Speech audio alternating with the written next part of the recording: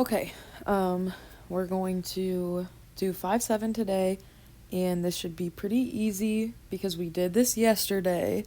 You just maybe didn't realize it. So this is also a chance for yesterday, if you did not get some of your work done, to maybe learn it one more time and get that classwork yesterday completed, because that will be for a grade.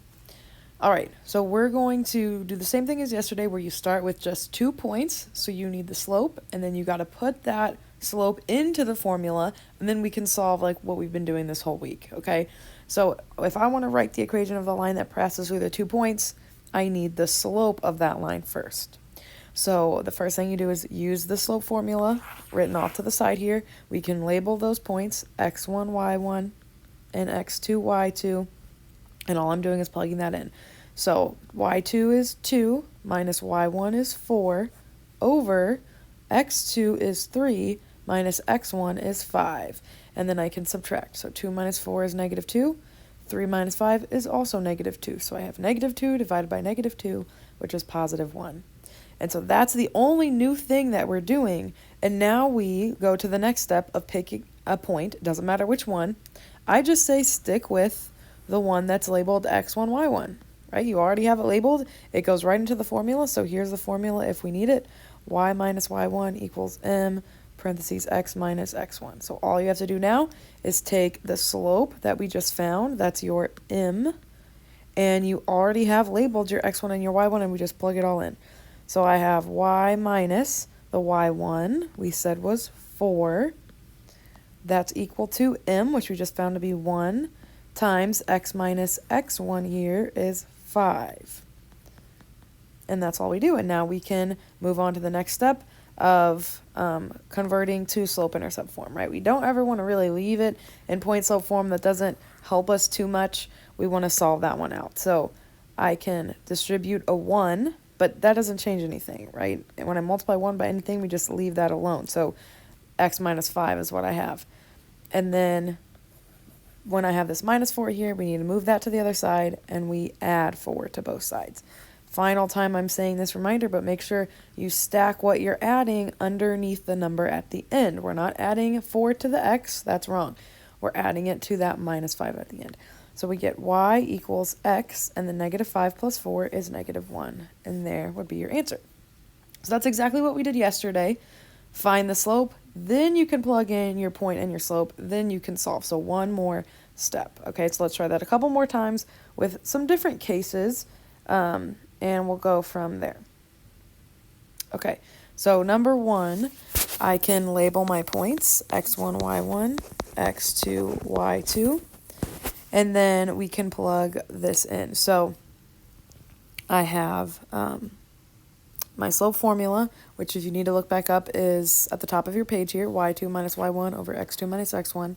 So we have 3 minus, and my y1 is a negative 5. So I like this example because we have the negatives here. And then my x2 is 2 minus, I'm subtracting a negative 2. So this is double negatives. So both of those double negatives turns into positives. So I have 3 plus 5, which is 8, over 2 plus 2, which is 4. And 8 divided by 4 simplifies to 2. So there is my slope. So now that I have my slope, I have my x1, y1. We can plug all of that into the equation. So my formula is y minus y1. y1 is negative 5. We can go ahead and turn that into a big plus sign.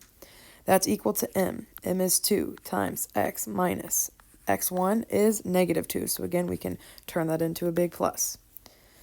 Okay. So really, if you're finding slope and you turn it into a plus, and you choose that first point every single time, it's going to be the same idea, right? Notice how both of these then turned into plus signs, so we're staying consistent. Okay, so first step is to multiply the 2. So we have y plus 5 equals 2x. 2 times 2 is 4. And then I look what's next to the y, a plus 5. So now we need to move that plus 5 by subtracting 5 from both sides. So my final answer is y equals 2x, 4 minus 5 is negative 1, and there would be my answer. Okay, so let's move on. So number 2, same thing. I can label my points, x1, y1, x2, y2, and we can plug that in to find slope first. So y2 is 7 minus y1 is 5 over x2 is 10 minus x1 is 6. So 7 minus 5 is 2. 10 minus 6 is 4. Here's a fraction, and that's all right. We had some examples earlier this week where I had fractions that I was plugging in. So 2/4 reduces to 1/2. So I'm still going to do the same thing. Use this slope. Use this point. You can use this point too. It doesn't matter. I just find that people like to use x1, y1 because you already called it x1, y1, and that's what's in the formula. So it usually helps people just kind of memorize it a little bit better. But you can use the second point. That's fine. So y minus y1 is 5. That's equal to m, which I just found to be 1/2, times x minus 6. 6 is my x1. So now we need to multiply that 1/2, and I get y minus 5 equals 1/2 x, and then 1/2 times -6. Remember, multiplying by half is the same thing as dividing by 2. So -6 divided by 2 is -3. And then we look at what's next to y. I have a -5 next to y, so I need to add 5 to both sides. So then that cancels. We have y equals 1/2 x, -3 plus 5 is +2. Okay, and if you're listening, the final bonus for this week is going to be, what is your favorite gas station snack? Okay, so put that in the comments for this homework. No, we're not in Unit 7. My other class is Unit 7. We're 5-7, and the 5-7 homework. Okay, so we plug this into my slope formula. So my slope is y2, which is 2, minus y1, which is -1, over x2, which is -8, minus x1, which is -4.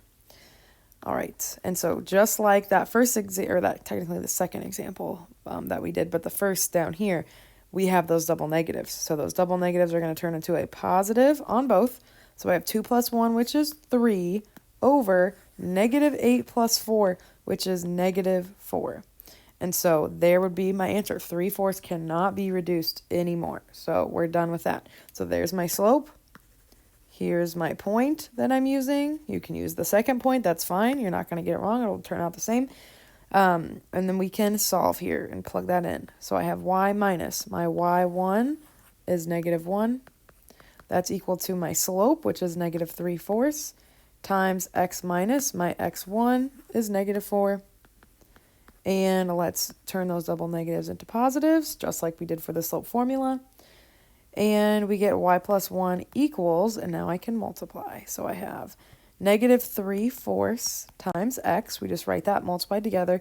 Now, if you need your calculator, that's fine. -3/4 times 4 is -3. Okay, if you type that in. If you didn't type it in, you technically can do this in your head, right? I have a 4 on the bottom and a 4 on the top being multiplied together. Those are going to cancel out, and I'm just left with the -3. So I want us to try to do it in our heads, but your calculator is there if you need assistance.